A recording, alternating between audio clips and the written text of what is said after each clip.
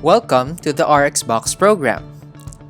This video is intended for healthcare workers that will operate the RxBox device for clinical use.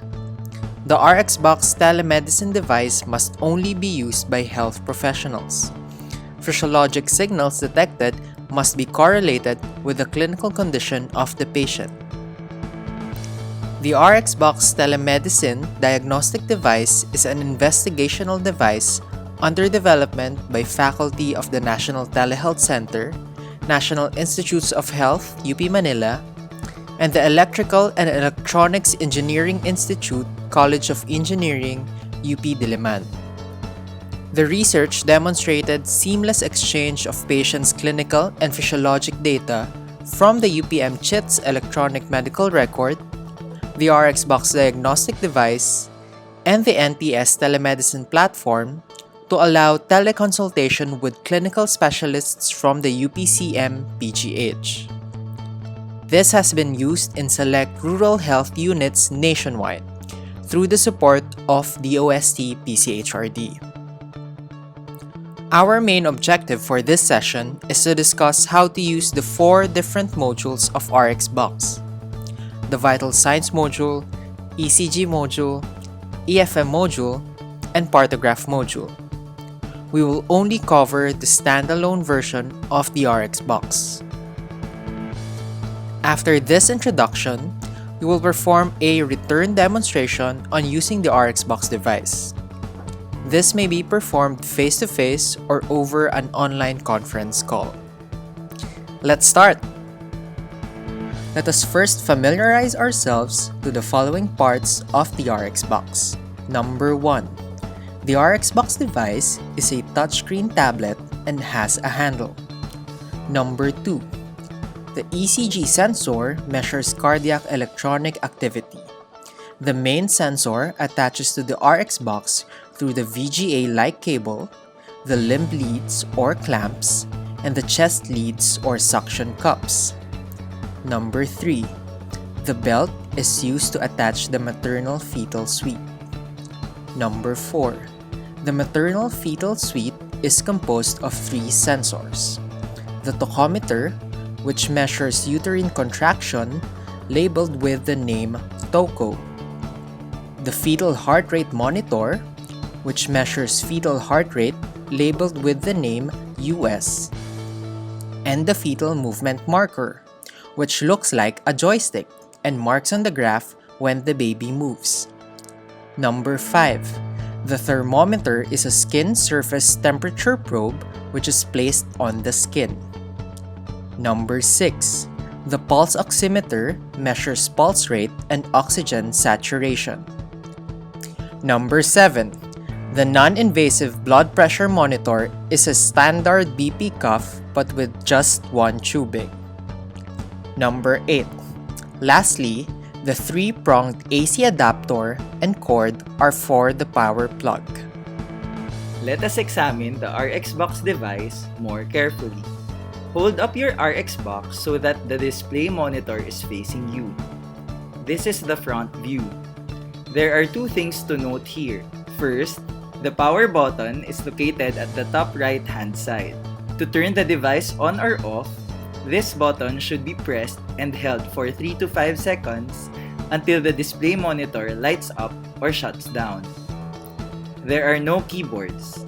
This means that to interact with this machine, you will need to tap or swipe the screen. This screen is not waterproof.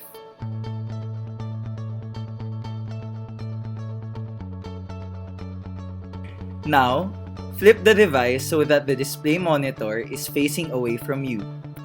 This is the back view of the RxBox. On your right-hand side, you will see where the sensors are supposed to be attached. Note that they are labeled and color-coded. The blue port is for pulse oximetry. The green port is for temperature. And the 2 black ports are for the non-invasive blood pressure and fetal heart rate and tachometer. The VGA port is for the ECG.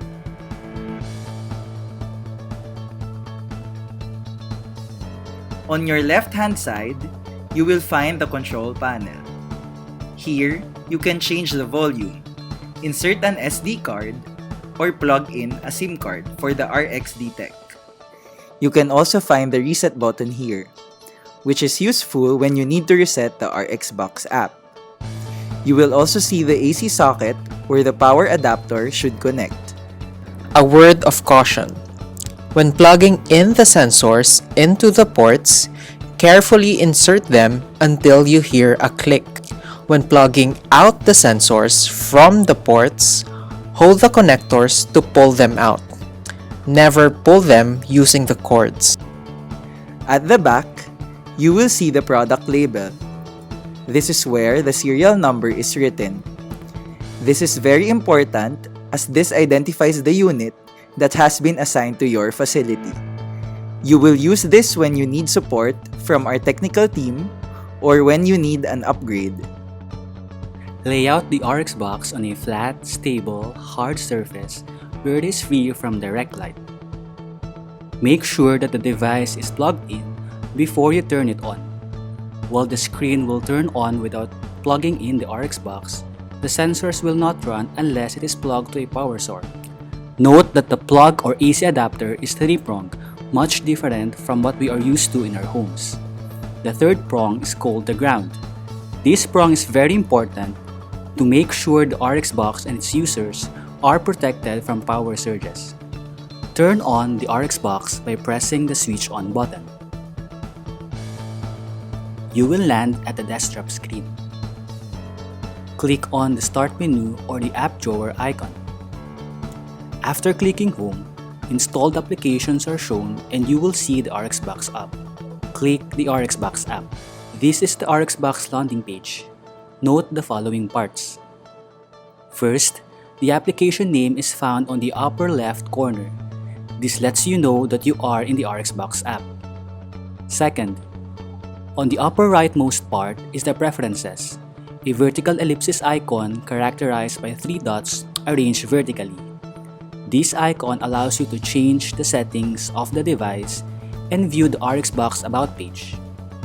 Third, the center of the page is where the login fields are. You must enter your login credentials should you wish to use the app connected with your EMR. At the moment, the RxBox can only communicate with UPNTHC's JITs and UH's iClinicSys.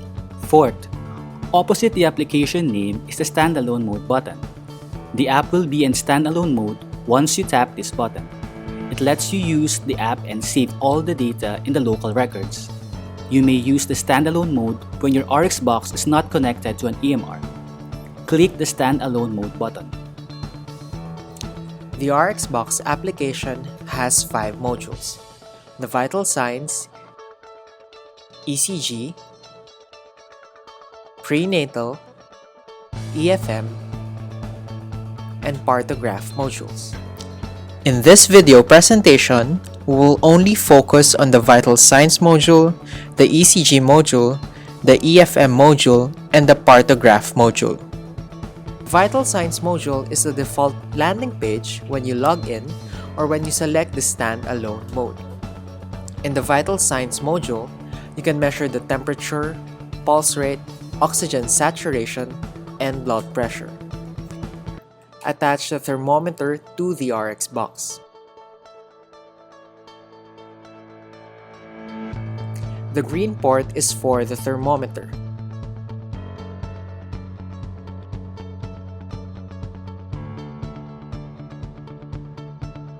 At connection, the temperature should show any reasonable value. Attach the thermometer on the patient's axillary area. Wait for around 5 minutes to display the stable temperature measurement. To check the pulse rate and oxygen saturation, attach the pulse oximeter to the RxBox. The blue port is for the pulse oximeter. At connection, the pulse oximeter should start with a blank reading. The red light indicates that the sensor is working and can be used. Attach the pulse oximeter to the index finger of the patient. Wait for around 1 minute to display the stable pulse rate and oxygen saturation.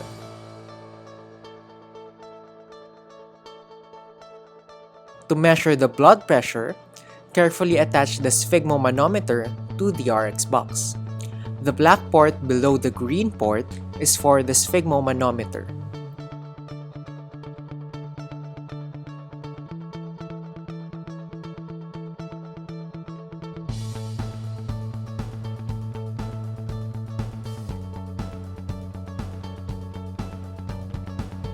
Just like your traditional sphygmomanometer, apply the BP cuff on the left arm. Choose the appropriate pressure in inflating the BP cuff. The gauge should read 30 to 40 mm mercury above the person's normal BP reading. To start, tap the BP Now icon on the RxBox tablet.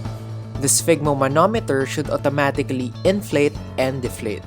At use on a known non-hypertensive patient, the sphygmomanometer reads a systolic pressure between 110 to 130 mm mercury and a diastolic pressure between 70 to 90 mm mercury. The status of the BP measurement is shown in the BP status bar. To abort measurement, tap Stop. For electronic fetal monitoring, attach the 3-in-1 maternal fetal transducer to the RxBox. This includes the fetal Doppler, tachometer, and fetal movement marker. The lowermost black port is for the 3-in-1 maternal fetal transducer.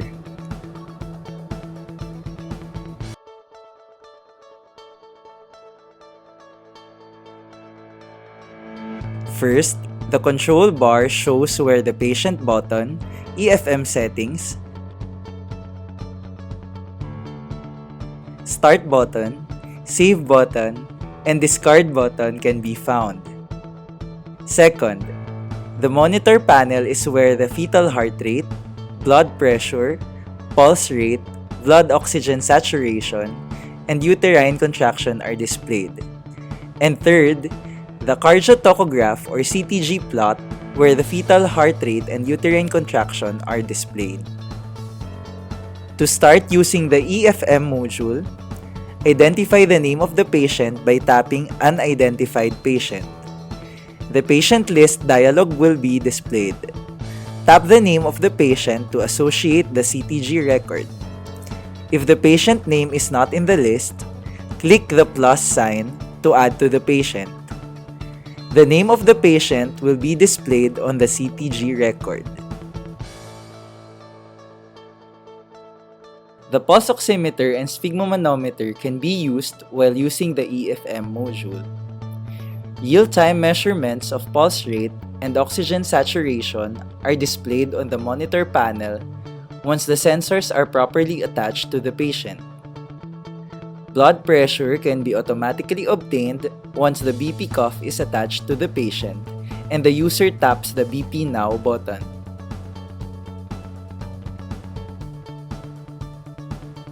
Doppler ultrasound.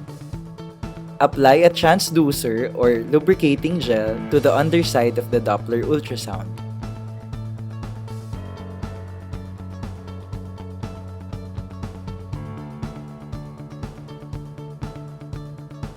Place the Doppler ultrasound on the abdomen, preferably over the fetal back.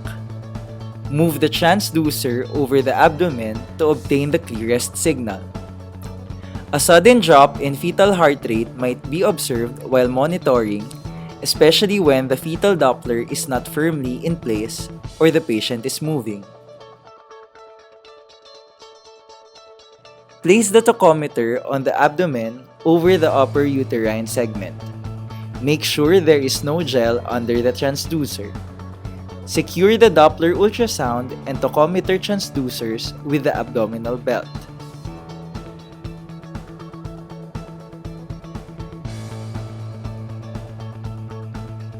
Starting the monitoring. Tap the Start button in the control panel. CTG tracings display in real time.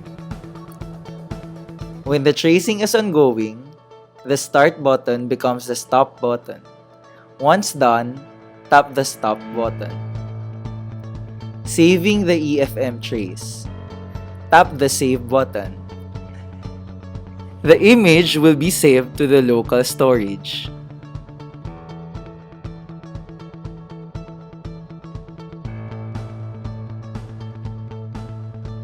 Tap the discard button to clear the CTG tracing and other readings for the next tracing.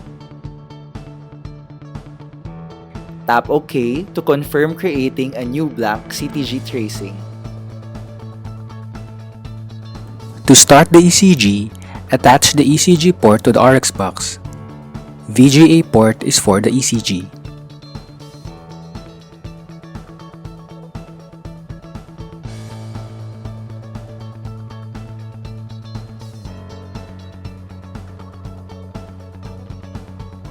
Attach the ECG limb clamps to the ECG cable.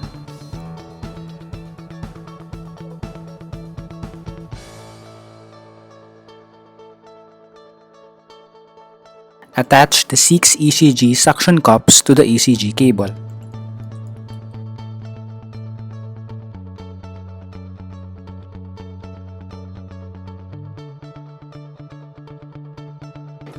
The ECG monitor module allows the acquisition of the following vital signs using the RxBox sensors: blood pressure using the non-invasive blood pressure cuff, pulse and oxygen saturation using the pulse oximeter finger clip sensor, temperature using the skin surface temperature sensor, electrocardiogram using the ECG electrodes, clamps, and suction cups. The user interface shows the following. First, the first horizontal panel is the control bar where the patient button, ECG settings, start button, save button, and discard button can be found. The panel below the control bar contains the readings of the blood pressure, pulse rate, oxygen saturation, body temperature, and heart rate. The rightmost part of this panel indicates the gain setting of the ECG. The ECG chart occupies most of the ECG display. This is where the ECG waveform is drawn as representation of the heart's electrical activity. To start the ECG module, first identify the name of the patient by tapping Unidentified Patient. The patient list dialog will be displayed. Tap the name of the patient to associate the ECG record. If the patient name is not in the list, click the plus sign to add the patient. After which, the name of the patient will be displayed on the ECG record. Attaching the sensors. The pulse oximeter, skin surface temperature probe, and sphygmomanometer can be used simultaneously with the ECG sensor. The real-time pulse rate, blood oxygen saturation, and body temperature of the patient will be displayed on the ECG module's user interface once the sensors are properly attached to the patient. Blood pressure can be automatically obtained by tapping the blood pressure button and tapping BP now. The heart rate and respiratory rate will be displayed once the ECG monitoring is initiated. Apply the 4-limb leads electrodes to the extremities by first preparing the skin with alcohol and gauze or cotton and rub the area vigorously about 10 times. Cleaning the surface in contact with the electrodes will promote conduction of electrical signals. Second, start with the right leg. Insert the electrode with RL label to the clamp. Third, follow the same procedures to attach the left leg. Labeled with LL, right arm labeled with RA, and left arm electrodes labeled with LA. You may now apply the precordial leads. Place the V1 lead to the 4th intercostal space just to the right of the sternum. Then place the V2 lead to the 4th intercostal space just to the left of the sternum. Place the V3 lead under the 4th intercostal space. Place the V4 lead in the 5th intercostal space in the midclavicular line. Place the V5 lead in the left anterior axillary line. Place the V6 lead horizontally even with V4 and V5 in the mid-axillary line. To adjust the ECG settings, tap the ECG settings on the upper right portion of the ECG waveform display. Set the gain. This setting allows you to change the amplitude of the waveform. Set the filter channel. This setting allows you to choose in which lead to observe. The leads are the voltage difference between electrodes. Set the notch filter. This setting allows you to filter the frequency of noise to be reduced from the waveform. A word of caution: using a strong filter may introduce a false positive right bundle branch block. Diagnosis filter may show a noisy trace. The monitoring filter is highly recommended for use to lessen the noise. Start the monitoring. Tap the Start button just beside the ECG settings button. ECG tracings show in real time with the patient's heart rate and respiratory rate. When the tracing is ongoing, the Start button becomes the Stop button. Once done, tap the Stop button. Saving the ECG. Tap the Save button. Enter patient identifier and tap OK. Image will be saved to the local storage. Clearing the ECG trace. Tap the Discard button to clear the ECG tracing and other readings for the next tracing.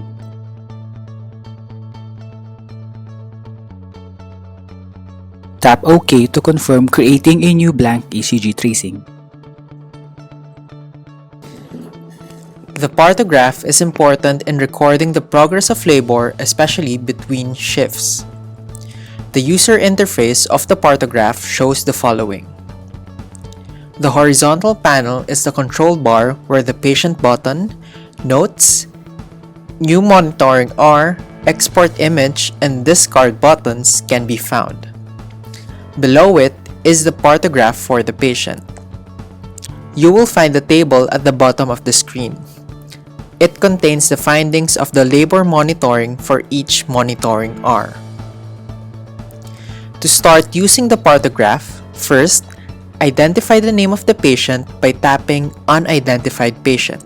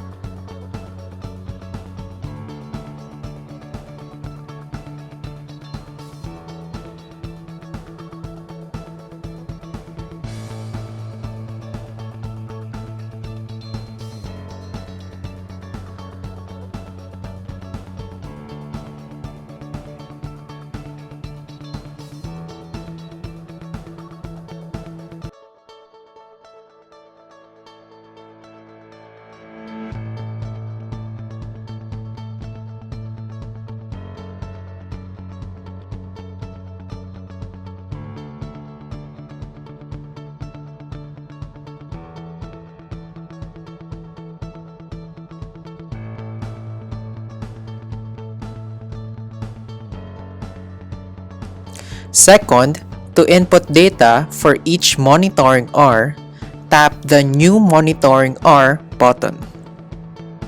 Third, a form will appear where you can enter your findings for that monitoring R. All datasets are being encoded manually, except for the fetal heart rate, BP, temperature, and pulse rate, which have the option to capture real-time readings using the sensors of the device.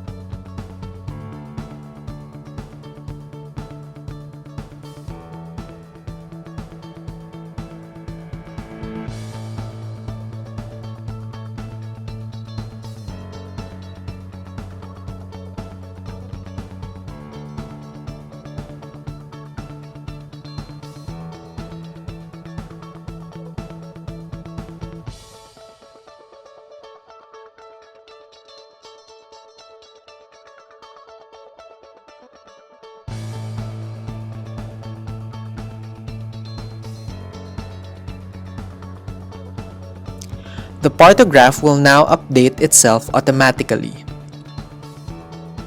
with an X is plotted per monitoring hour.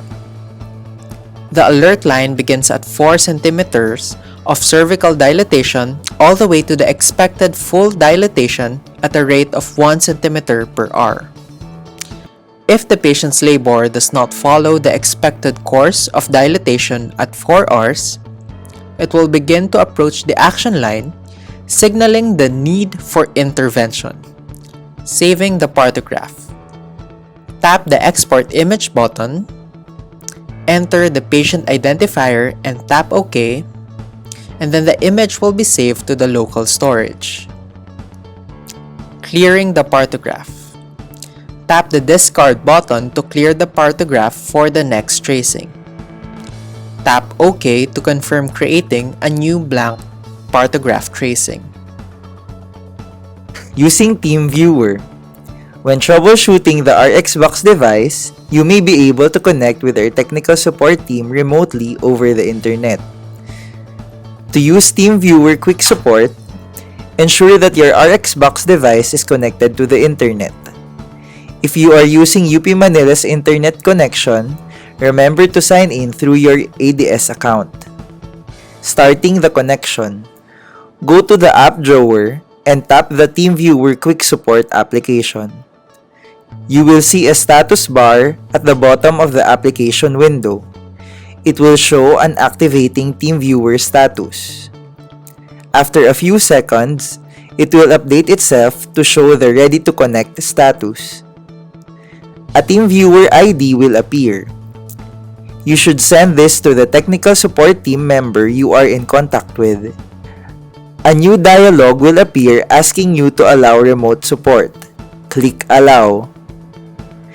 If the connection is successful, you should see that our technical support team has connected to your device.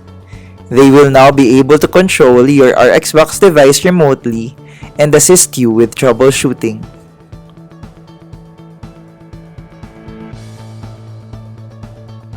To end the connection, go back to the app drawer and tap the TeamViewer Quick Support application. Click X at the top rightmost part of the application. Click Close when prompted. At the end of this video demonstration, you will be given an opportunity to use the RxBox and practice using the different modules. Thereafter, we will ask you to do a return demonstration on a specified date and time which will be relayed to you eventually. This is done to ensure experiential learning for all. For questions, you may send them to PJ Pascual at pcpascual@up.edu.ph. Thank you.